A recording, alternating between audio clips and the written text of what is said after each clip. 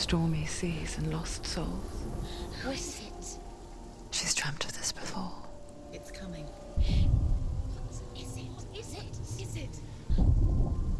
They say dreams are visions of our memories, thoughts and fears, as seen by our inner eye.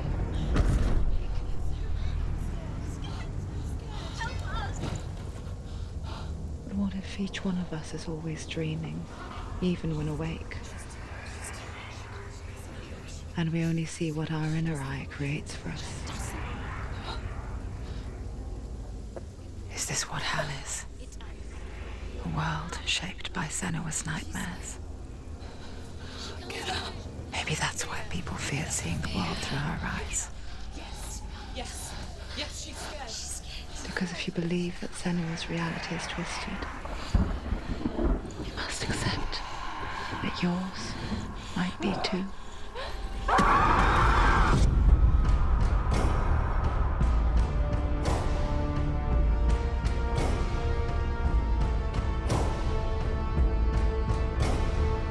Hellblade: Senua's Sacrifice is a video game about Senua, a Celtic warrior on a vision quest into Viking territory. But what sets our hero Senua apart is that she suffers from severe psychotic mental illness. He knows she's getting closer. He can feel her coming closer. She's getting closer. They're watching. The original idea for Hellblade was to create a classic hero's journey, a journey of suffering, but one where the fantasy world is not another planet or alternate universe, but a world that is constructed in Senua's mind.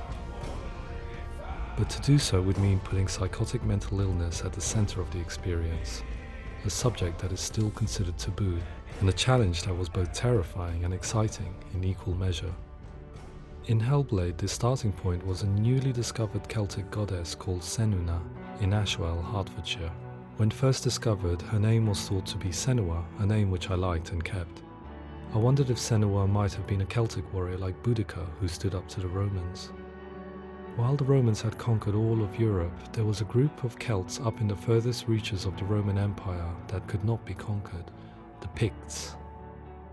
And so the Romans built a wall, called Hadrian's Wall, that spans across Britain from sea to sea to keep the Pictish barbarians at bay. The Picts were known for their war paint, painted on with woad, and their matted hair clumped with lime. And so Senua would be a barbarian Pict in this image. What's your name? Senua. I haven't seen you before. I don't live home much. Oh, Zeno's daughter. I have to go. Wait. Orkney is off the coast of Scotland and was inhabited by the Picts, steeped in history and mystery, and so I made Orkney Senua's home and set the stage for a crisis. In the late 8th century, the first Vikings landed on the Orkney Islands. The population of the Picts crashed thereafter, replaced by the Norsemen of the 9th century. Were they wiped out? We don't know for sure, but it would seem likely given the reputation of the Vikings. The Northmen's brutality is legendary. High-ranking leaders and chieftains of the tribes they conquered were often offered as sacrifice to their gods. The most brutal of these sacrifices was known as the Blood Eagle.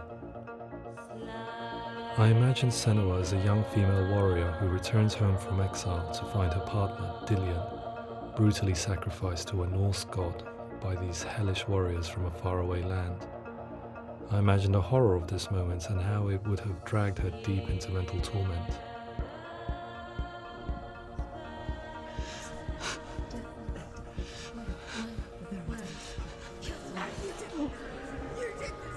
No!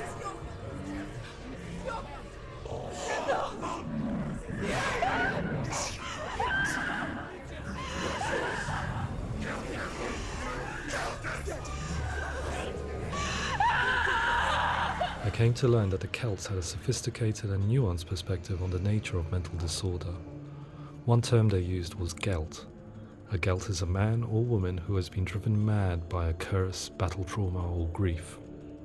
The gelt would take to a life in the woods in search of penance, punishment, and purgation. And so Senua became a gelt, cursed by darkness, looking for redemption in the wilds. Another word the Celts used in reference to mental disorders was truth, meaning fool, or Liar. one who utters the words of God. They tell of the mad sinner who flees battle into exile and takes on a beastly nature, growing feathers on his body. The character called Truth in Hellblade is based on a little-known person called Findan, an 8th century Irish Celt who was captured and enslaved by the Vikings, but eventually escaped to Orkney where he became a monk.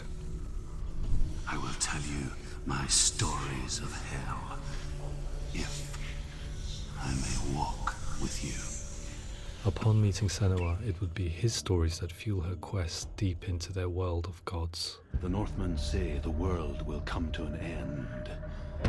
The sun will grow black, the earth will sink into the sea, the stars will disappear, fire and water will meet, flames will play against the sky, the heavens and earth and all the world will be burned, all the gods will be dead, and the warriors of Valhalla and people everywhere. Senua, prepare yourself for Ragnarok, for it is nigh.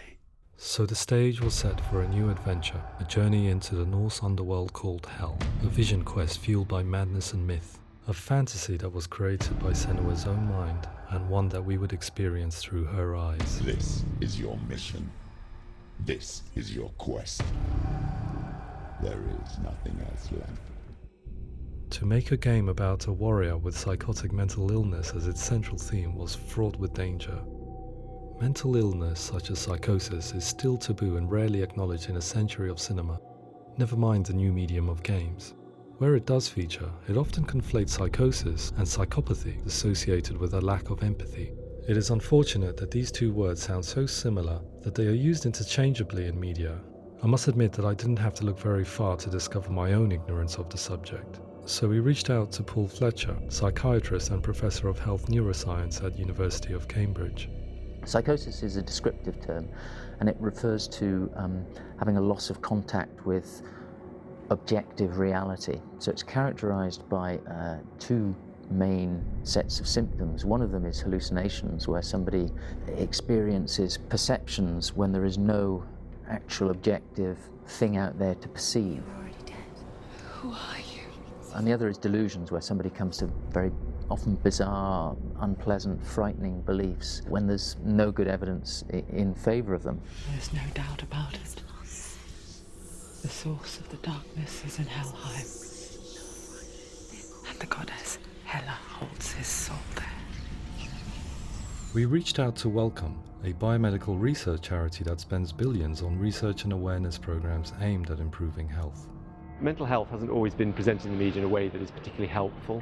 It can be challenging to engage people with the subject matter, and there are a lot of preconceived ideas about mental health, and particularly schizophrenia and psychosis. So we hope our support allows the team to continue to collaborate with Paul Fletcher and with those who have experience of psychosis to create a game that provides a fresh perspective on the condition and allows audiences to engage with it in a way that just wouldn't be possible in any other medium. What started out as a brief consultation convinced me that we were only scratching the surface of an immensely deep and interesting subject that could enrich and change the very nature of the game. That's cool. Thanks so much for coming here. Pleasure. Thanks. It's really interesting for me. I'd love to be involved. It's fascinating. Absolutely. Our understanding of psychosis is still very much a mystery, and ways of treating it are still primitive compared to physical illness. After all, it is easy to see the pain and suffering caused by physical diseases or physical trauma. It is not so easy to see the mental suffering and trauma of severe mental illness. But what if we could find a way to see it? Games are capable of drawing you in for hours on end, playing the role of a character who is different from you, experiencing their perspective, and actively involving you in a world that functions with a different set of rules. That voice is not a kind voice. That voice calls you to your death. It's an evil voice. If we were to represent Senua's psychosis, we would have to simulate voice hearing, a common attribute. But how can we simulate something we have no first-hand experience of?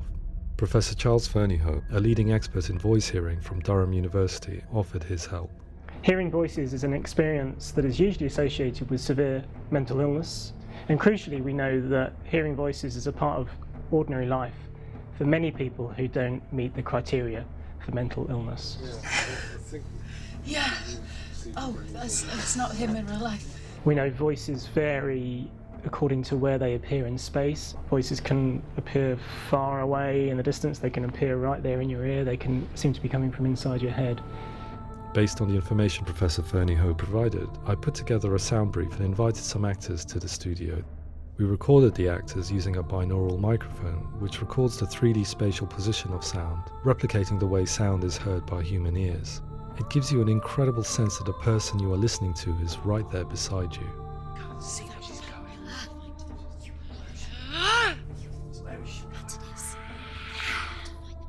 Rachel Waddingham from the Voice Collective came to our studio with 2 young voice hearers to speak to our team. We talked at length about their experiences and they listened to our tests, giving us feedback on how we could improve on it. Everyone hates her. She's cursed. It's very hard to represent what this experience is like, partly because it's such a personal, intense, emotional experience. It's testament to how Ninja Theory have been listening to what the researchers are saying, but also crucially listening to the experts by experience. What they've come up with is so compelling. It's by far the best representation I've heard of what these experiences are like.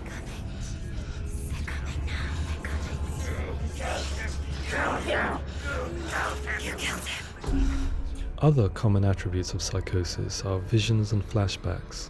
We met with Recovery College East, who work with and care for people recovering from severe mental disorders. A group of service users gave us their first-hand account of what they experience.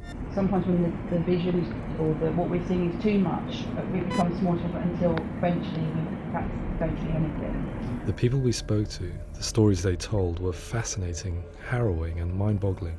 The reality of what people experienced was vivid, far exceeding what I could possibly have imagined. We went away itching to represent some of these visions and flashbacks in the game. As we all know, my heart is so, love is so far away. Don't you know how I wanna feel deeper? I could never know how you grow, all these days are killing me. Now I see deep in me insanity does unfold. I just wanna feel deeper, deeper. I just wanna feel deeper, deeper.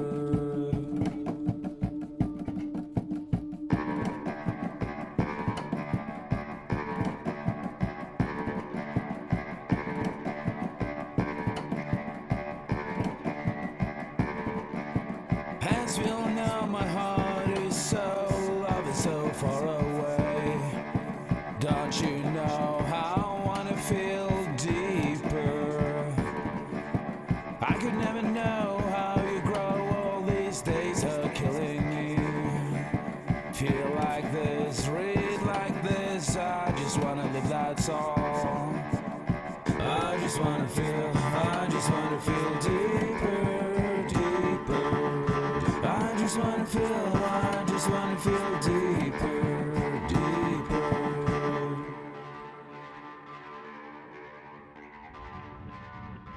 To refine our work, we continue to hold meetings with Recovery College East over the course of a year and a half, showing them what we had achieved so far and refining the in-game representations based on their feedback.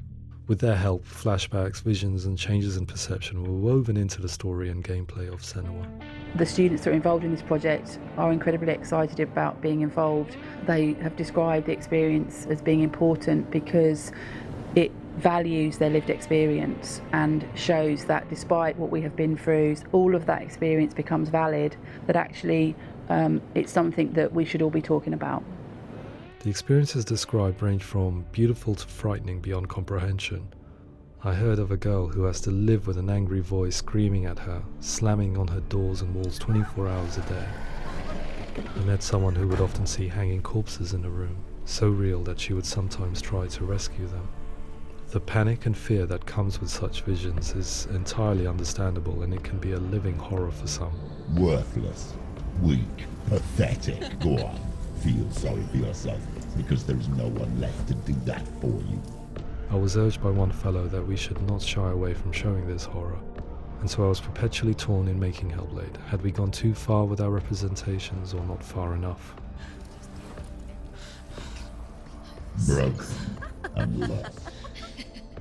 Just like your soul. Come on.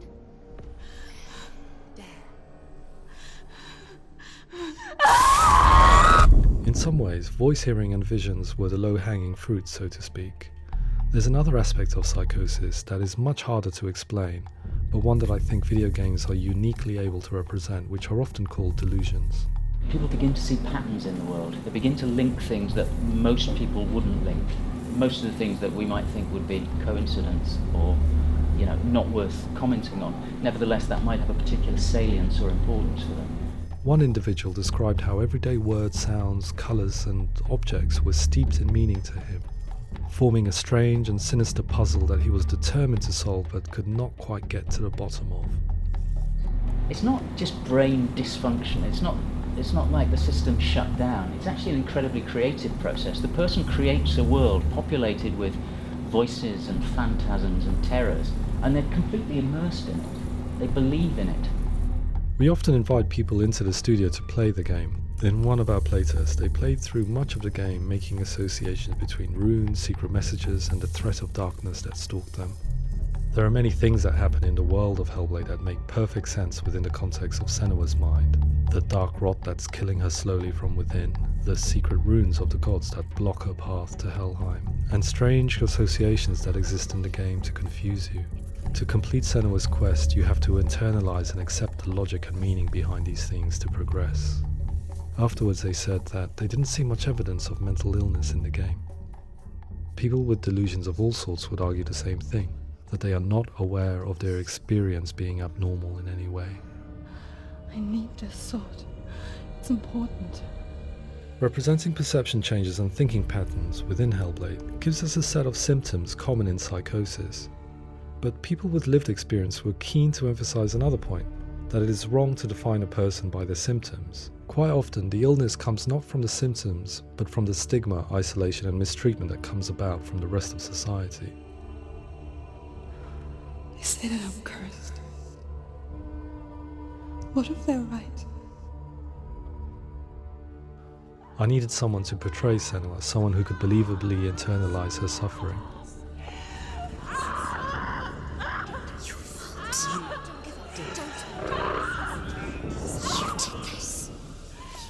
Melina Jurgens, our video editor, had been a stand-in for Senua over a few months while we perfected our motion capture techniques.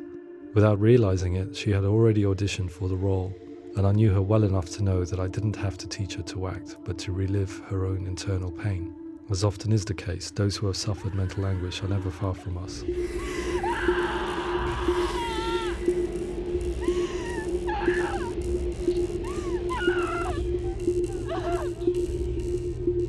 My hope is that by creating a compelling and aspirational character in Senua who feels very much real, albeit in a fantasy setting, we can provide a lens into her reality, a different one to yours, and this is where storytelling comes into play. I imagined her life based on common threads in real people's lives. She was always prone to psychosis as a child. Her mother Galina also heard voices and had visions, so perhaps there was a genetic aspect. Or perhaps it was cultural, as she lived within a world without science, of gods and superstition, as exemplified by her druid father Zimbal. Psychosis developed in her late teens to early 20s and was exasperated by stigma and isolation at the hands of the clansmen and her father. This darkness. It's spreading. The trauma of seeing her lover Dillian sacrificed tips her over the edge, making her remodel her reality around a concept that connects everything: the darkness. So the question, is what Senua experiences real?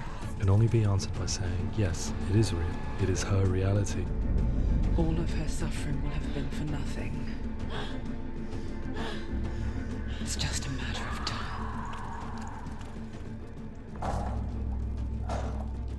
Towards the end of the project, service users and professionals that had collaborated with us were invited to see the near-final game. It was a chance to see if the game had reflected their views or if it had misrepresented them. For me, being involved in especially developing Senua's character has been really important, and being able to bring in my perspective and what I see and what I hear and having that built into the game has been a real privilege. It's gritty and it's meaty, and there are some tough subjects in there that are being tackled with honesty.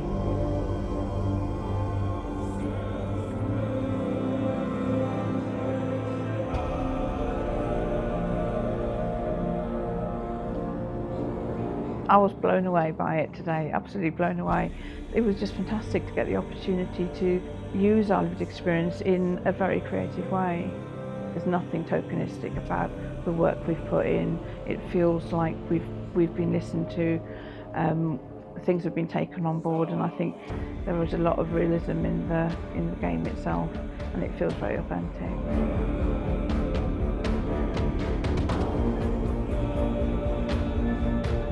Hellblade will give people a good experience of what it's like to hear voices and have those experiences. I'm glad that the guys at Ninja Theory kind of asked us to come along and help them build an experience that's positive when it comes out, and get myself a copy and have a go.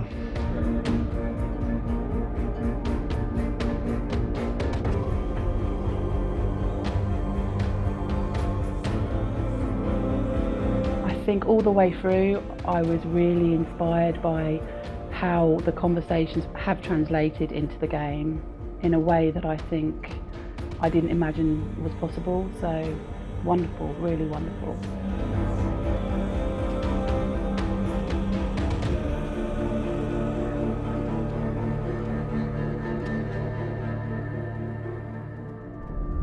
I really hope that others will follow the lead they've set and use the power of something like a video game to change people's perceptions, to increase understanding, and ultimately to make some of the stigma around voice hearing and other experiences go away.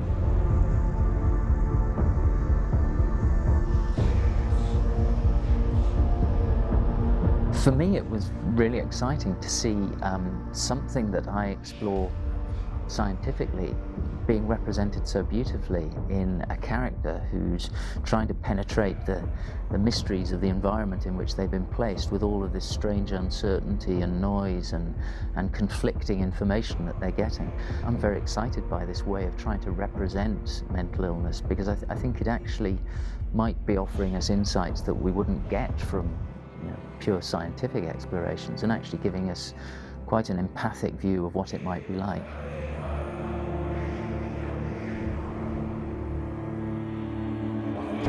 Mental illness has been with us for as long as we have been on this planet, but why? Why hasn't evolution stamped out this weakness from within our gene pool? I often pondered this question until I realized that the question had an inbuilt flaw. It assumes that being and thinking differently is a weakness. The only reason we have computers, spacecraft, medicine, poetry, art, and yes, even video games is because individuals are able to simulate new abstract realities in their minds and share them with the rest of us. We need people to be willing to see differently in order for us to progress and survive as society. And we need to be open to these new ways of seeing. And it is this spirit that motivated me to create Senua's story and share it with you.